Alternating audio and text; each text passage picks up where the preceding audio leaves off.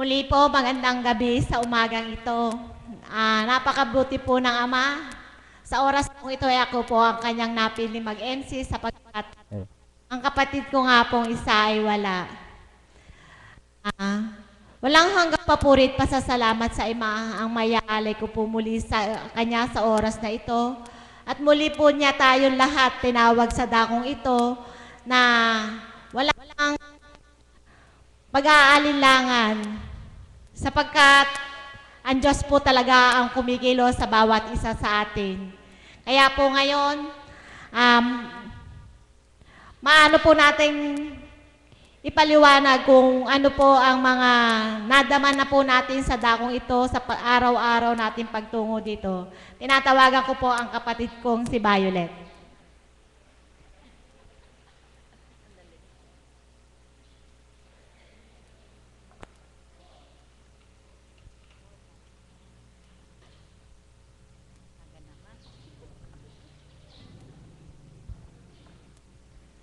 Hello.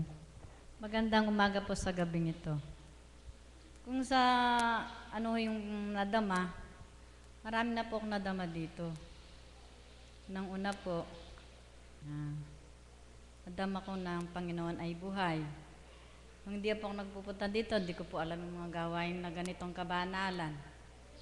Pero po, nagsismikap ako sa bawat pagsimba ko dito. Ninanamnam ko po lahat ng niluluwal ng ating mahal na Apo. Ang sarap pong damhin ang mga niluwal na Apo na salita kasi po tumitino po sa aking puso. Binabago niya po ang aking pag-uugali sa lahat ng mga narinig ko ng mensahe ni Apo. Unang-una po, ako po noon ay isang pagka po may taong narinig ko na pinag-usapan ako, hindi ko na po kakusapin yun. Matagal. Pero hindi po ako magsasalita sa kanya. Basta't po hindi ko siya kakusapin. Subalit po ngayon kahit na kumisan meron akong nakakaharap na tao, ginaganyan ako. Ang sakit man dami sa puso, subalit binabaliwala ko po sa pamagitan po ng Panginoon na gusto po niya puro kababaan ng kalooban ng gusto niya. Kaya po, ginagawa ko lahat hanggat makakaya ko. Kasi ko po gusto pong makatalima kay Ama, makabawi sa mga pagkukulang ko sa Kanya. Sa tagal ko pong hindi ko siya nakilala, within 50 years hindi ko po siya nakilala. Balit po ngayon, paunti-unti kong ninamnamnan yung mga salita ng Panginoon. Yun lang po.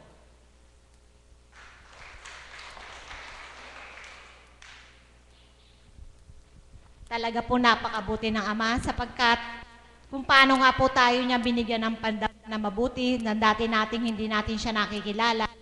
Ang lahat po na yun ay ibinabago niya sa atin. Ngayon po naman ang aking tatawagin ay isang tagasunod na magmumula sa Bustos na maghahandog daw po ng awitin, si kapatid na Reggie.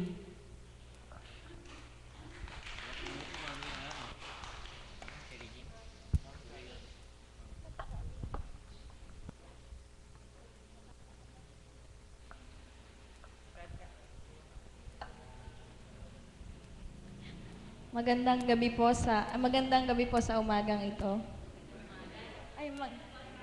Tawa na ako.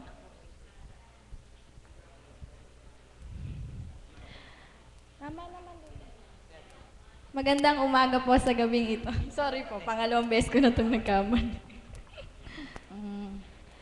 Siguro po, hindi po para sa akin yung aawitin ko, kundi po para sa kasamahan ko. Kay Teacher Michael po. Kanina po may tinuturo po siya ng awitin tungkol po sa paghilom, ngunit hindi ko po alam yung kanta. Siguro po iba na lang po. Okay po. O Jesus, ilumin mo aking sugatang puso ng aking mahango, kapwa ko kasing bigo, aking sugatang diwan, katawan ay maging daan ng iyong kaligtasan.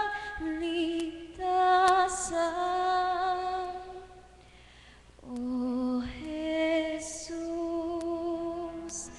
ilumin mo aking sugatang puso ng aking mahango,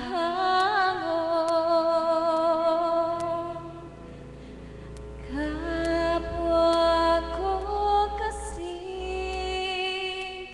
bigo, hapis at pait iyong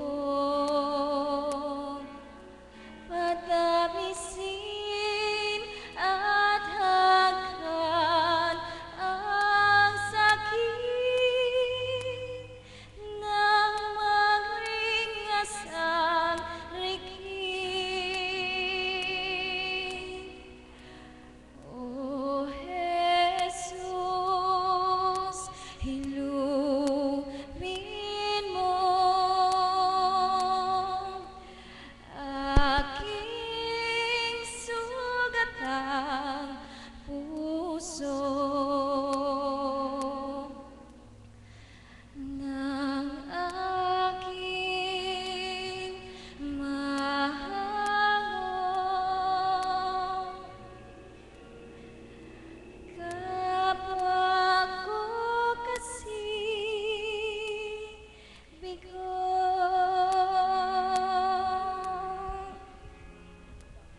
Thank you po.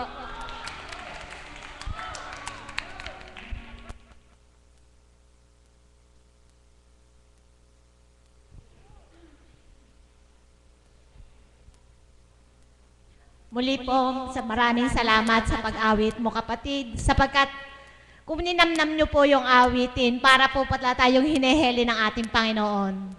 Di po ba?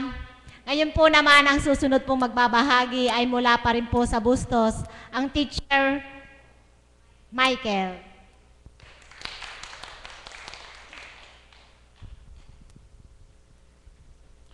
Magandang umaga po sa gabing ito.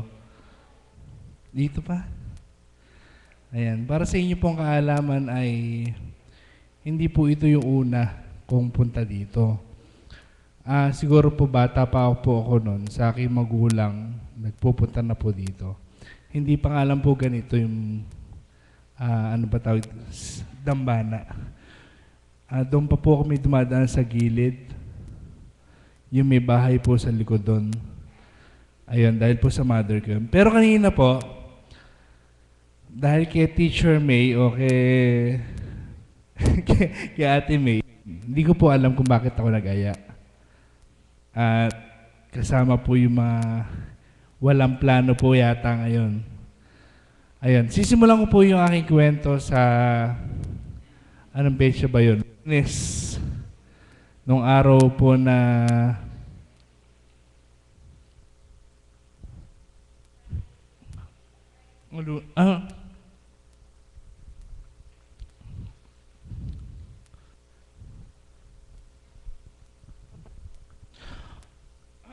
okay. Testing lang. Ayun. Lunes po nung kasi pagpasok ko sa school, medyo may dala po.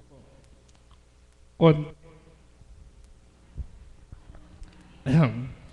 Ano po siya, problema po na personal na hindi ko naman po ano yung mga panahon na yon, no? May meeting po kami noon, bali, ay salamat.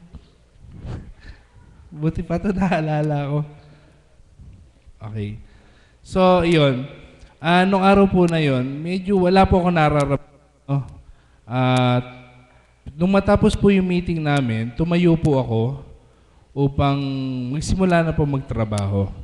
Kasama po ko po si Teacher May noon. Ay, si Teacher Sarah. So, nung lumabas po ako ng pinto, unang hakbang po, ay si Teacher Sarah, noong unang hakbang ko po ng aking paa, yung paglabas po, tinatawag ko po yung pangalan ni Teacher Sarah. Siguro po, mga hanggang 10. Ang narinig po niya ay isa lang. Sabi ko, Teacher Sarah, bakit ko po inuulit? Kasi para po, hello? Ayun, para po ako nahuhumal. Yung po ibig sabihin ay nabubulol o yung walang lakas yung boses ko. Nung po sinabi, bakit? Sabi ni Teacher Sarah. Nakita ko naman po yun yung aming principal, si Teacher Joe. Bakit? Ano nangyari sa'yo? Sabi ko, hindi na ata ako aabot. Salamat po. Paganda yung mic ko. Ayan, sabi niya, bakit? Sabi ko, hindi na ako ata aabot. Sumagot pa po yung aming principal, saan ka hindi aabot? Sabi niya, nung humawak po ako doon sa tabihan ng pinto, sabi niya, maupo ka. Kasi tumataas po yung aking BP. Maniwala po kayo at sa hindi, siya po ay umabot ng 240/160. So, sa isang normal na inaatake ay hindi po pangkaraniwan dahil napakataas. Kung itatanong po, lahi po namin. Dahil nga po, katulad po na sinabi ko, dati na po kami nanggaling dito dahil po ang aking ina ay nagpapagamot na rin po dito. At pati lolo po pala, nakarating na rin po dito. So 240/160, buti po ay kompleto po kami doon sa tulong po ni Teacher May. Si Teacher May po ang gumabay, kasama po yung aming principal at mga teacher, pati po si Sir Bobby, na hindi na rin po alam kung anong gagawin. Kasi po si Sir Bobby ay galing na rin po dito. Si Sir Bobby po ay aming presidente. Bukod po sa presidente, siya po ay isang nurse. Kaya po, isa rin po siya sa nag-isikaso. Yun po yung nangyari sa isang araw. Subalit kinahapunan, ako po ay mahaba po ito, no? Sandali lang po. Inuumpisahan ko lang po. Kasi po, sa lahat po na inatake ng 240/160, ako rin po yung umuwi kagad ng hapon. Hindi po ako na-confined. Sa madaling salita, nung araw po na inatake ako, ay yung araw din po na umuwi ako ng bahay. At every time po, dagdaan po ang araw, Martes, Miyerkules, Biyernes, o hanggang Linggo, hindi pa rin po ako nagpa-confined. Kasi ang pakiramdam ko ay mabigat, pero okay pa rin po ako. Nagpa-confine na lang po ako nung takutin ako sa clinic na ako daw po ay isang walking time bomb. Sa Tagalog, anytime po maaaring sumabog o maaaring maputulan ng ugat o putukan ng ugat. So natakot po ako, nagpa-confine po ako. So bilang pag-iisip na lang po ng kwento, ano po ba yung nagawa sa akin? Kaya po ako nandito hindi upang magpasalamat kay Teacher May at sa mga kasama ko, siyempre, pati na rin po sa Panginoon. Yun po yung aking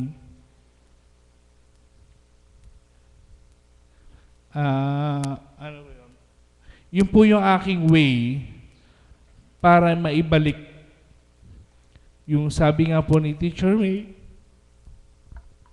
ay pangalawang buhay. Napakaswerte ko po kasi una, hindi po ako pinutukan ng ugat. Pangalawa, hindi po ako na-stroke.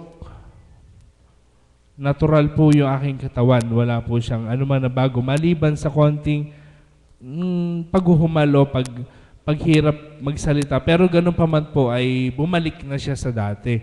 Medyo paminsan-minsan pag medyo, ano tawag dito? Nahihirapan magsalita pagka yung madalian. Pero may iba po palang naging side effect. Naging maramdamin ako. Bigla na minsan may instances po na bigla na natutulo yung luha ko na wala naman. Sabi po ng doktor, no, ako may isa po sa side effect yon dahil sa marami akong inipon noong araw na ngayon lang kusang lumalabas. Ganun po pala yun, pagka ikaw ay mayroong iniipon, darating din po yung panahon na kusa siyang lalabas. Kahit na ano gawin mong pigil, kusa po siyang lalabas o tutulo sa madaling salita. So iyon, pangalawang buhay, so sabi ko siguro time na para pagbigyan ko naman siguro yung hiling sa akin ni Teacher May. Bukod po kay Teacher May, meron na rin po humiling sa akin eh. Kung di po ako nagkakamali, sila Kuya Berhel, saka sino ba? O yan, sila Kuya Jay. Matagal na po ako inaanyayahan dito.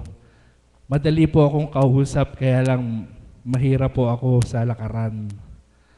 Lagi po akong kasama sa bihisan, pero pag lakaran po ay naiiwan na ako. Pero ito po siguro yung oras upang ibalik ko sa kanya yung aking utang o yung pangalawang buhay upang magpasalamat. Ayun, medyo nag-i-emotional po ako kasi hindi ko po matanggap sa sarili ko noon na bakit pwede naman pala.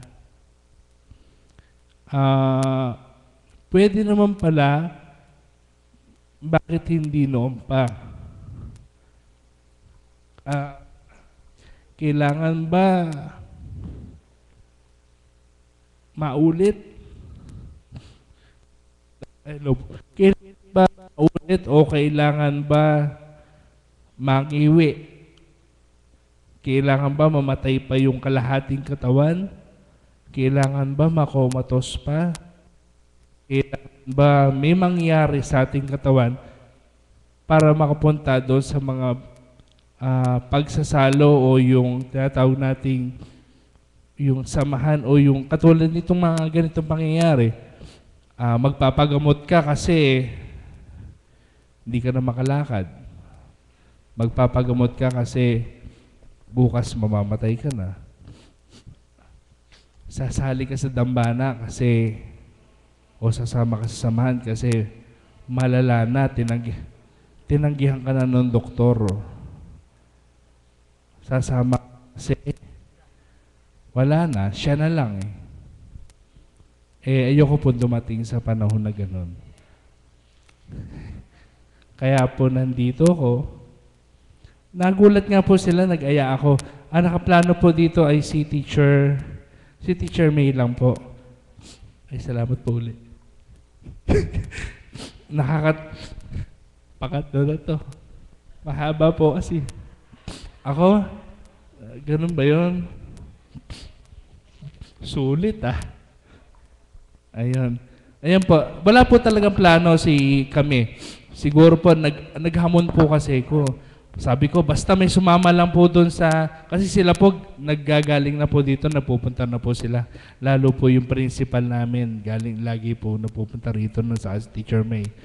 May sumama lang ako sa inyong isa. Sasama ako. Nagulat po si Teacher May. Sabi, mag-share ka. Sige po, mag-share ako. Oras na tinawag ako, mag-share ako. Yung isa naman po, kakantaan daw po ako. Sumama lang ako. So siguro po, walang plano. Pero kasi galing po ako sa labas, kumuha po ako ng medical certificate. Pag-upo ko pa ng office, sabi ko, Teacher May, sasama ako. Akala nila, niluloko lang ko sila. So, siguro po, anyaya na rin na, oy, sumama ka naman, taba. Binuhay na kita eh. Tapos hanggang ngayon, kung patayin kita bukas, pag hindi ka sumama kayo. Pas nagpa-BP pa. Nagpa-BP pa po kami ni Madam ko, si Teacher May. Ni Teacher Joe. Si Teacher Joe ay 180 over 120, no? Ako naman po ay, sa awa naman po ng Diyos, ay 190 over 120. Pero baliktad po ang pakiramdam. Maganda po yung aking pakiramdam. Maganda po. Salamat po. Sabi ko, tara, dumiretso na tayo. Para abutan man kako, doon na lang.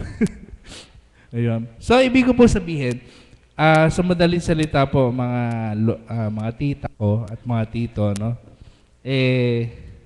Wag na po nating hintayin na, o hindi ko na po hihintayin na yung bang aabangan nyo po ako sa karsada papasok dito na hilahilahod yung aking paa. May nag-aalalay kasi malubha na. So hanggat may time po, para po doon sa nakakarinig din, nakagaya ko, kung may time pa po, pwede po. So, yun, salamat sa pangalawang buhay. Pag siguro magiging parte na ng time, kung meron. Ayun, sige po, salamat. Ayun, magandang gabi po. Magandang gabi po. So, ayun, binabalik ko po lahat ng papuri at parangal sa kanya. Maraming salamat po sa pangalawang buhay.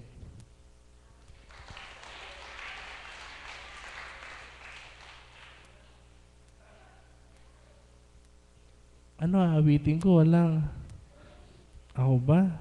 Pwede bang mahiram yan? Pangalawa na lang ako. Mamimili na lang ako. Ako kakanta? Maroon ba ako manta?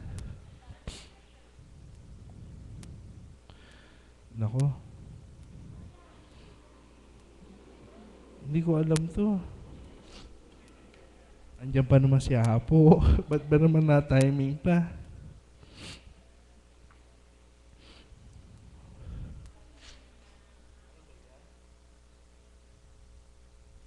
Sige, bahala na si Batman.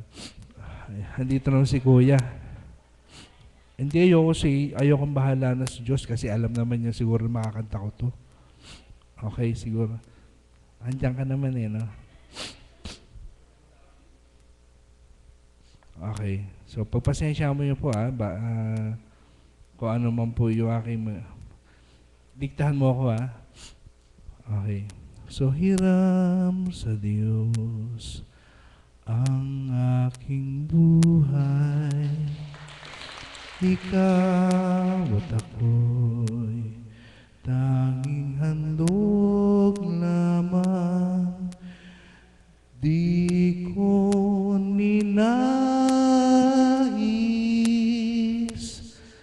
na ako'y isilang, ngunit salamat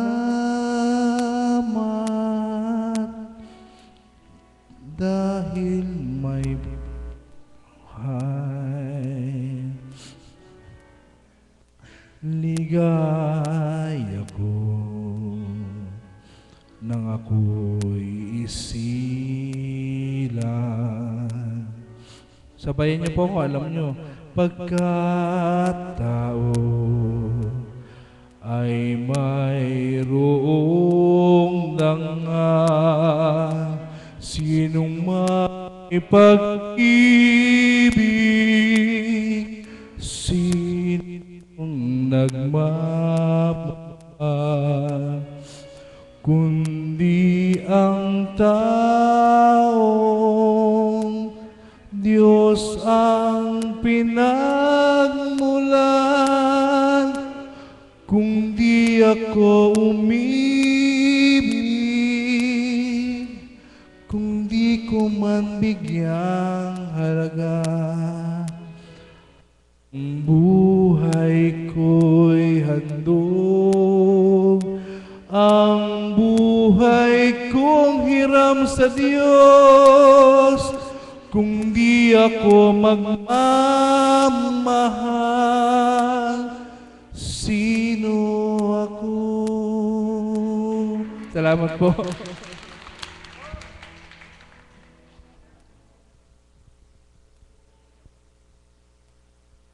Mapalad ka kapatid, sapagkat ipinadama lang sa iyo ng Panginoon kung paano Kanya inaapuhap upang makatungo sa dakong ito at ipasilay sa iyo. Ang dakong ito ay puspos ng kagalingan at ang Diyos na buhay ay matatagpuan sa dakong ito sa pamamagitan ng mahal na Apo Kunching na kinalugdan ng Banal na Espiritu.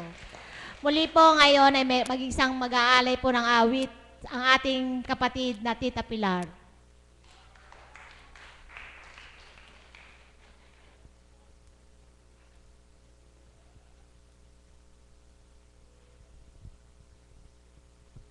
Salamat po, Ama. Purihin ka, dakilain ka.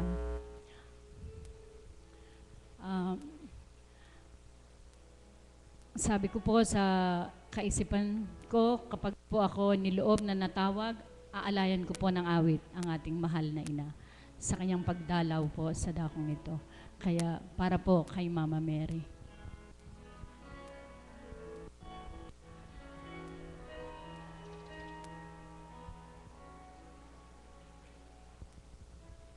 Sa aking paglalakbay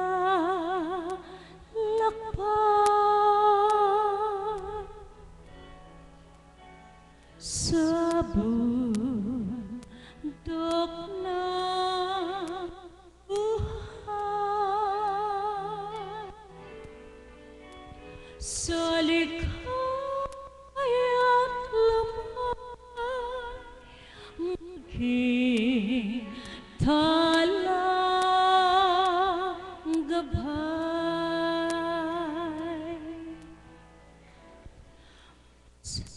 maging aking kapal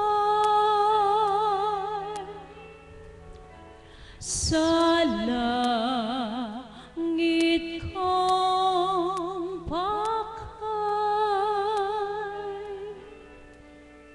sa bingit ng hukay, maging aking tanglang. Maria, ina ko, ako rin anak mo, kay Kristo, kuya ko, akayin mo ako. Kay Kristo, kuya ko, akayin mo ako.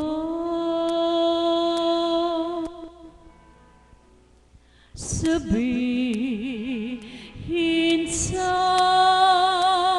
kanya,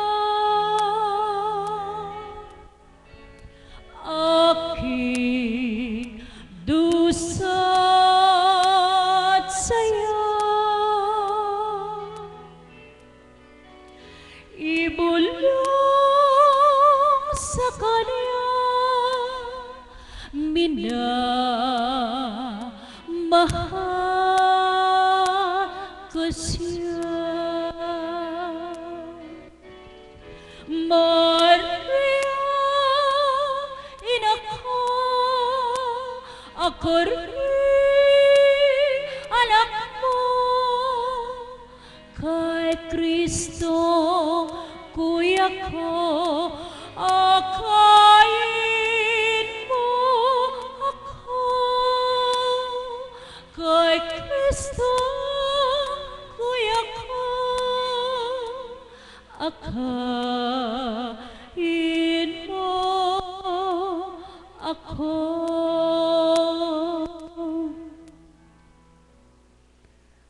Maging aking tulay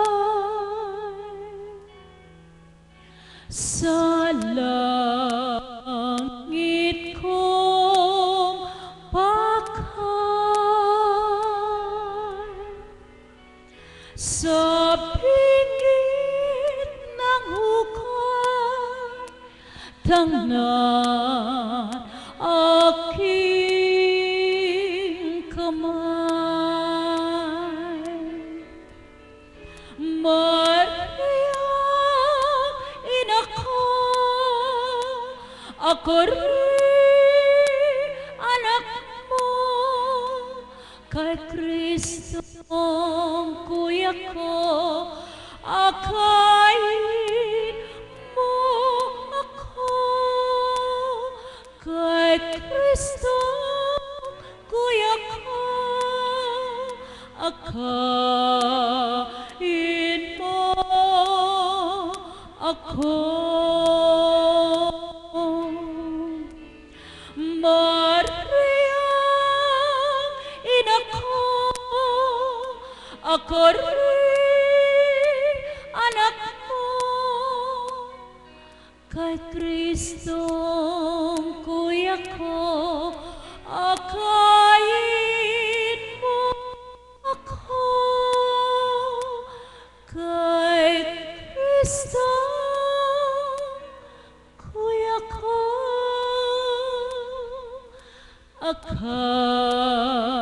akayin mo ako.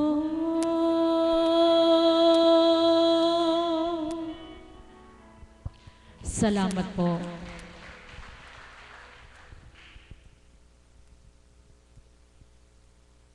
Muli po, maraming salamat po sa mga nagbahagi at nag-alay ng awit